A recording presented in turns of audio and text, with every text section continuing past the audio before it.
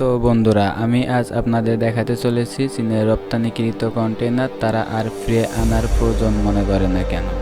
পৃথিবীর সমুদ্রপথে লাখ লাখ জাহাজ চলছে, আর সেই সব জাহাজের কাঁধে করে টিকে আছে আমাদের সভ্যতার অর্থনীতির 90%। হাজার হাজার কন্টেইনারবাহী জাহাজ পাড়ি দিচ্ছে বিশাল সমুদ্র, আর প্রতিটি জাহাজের উপরে রয়েছে হাজার হাজার লোহার কন্টেইনার। আপনি যে মোবাইল ব্যবহার করেন বা যে পোশাক পরেন, সেগুলো কখনো না কখনো এই বক্সের ভিতরেই ছিল।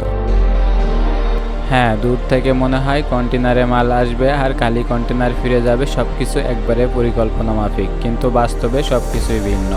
যাই হোক, চীন যেন গত কয়েক দশকে পুরো পৃথিবীর কারখানা হয়ে উঠেছে। তাদের বিপুল পরিমাণ রপ্তানি আর সীমিত আমদানি মিলিয়ে তৈরি হয়েছে বিশাল এক বাণিজ্য সাম্রাজ্য।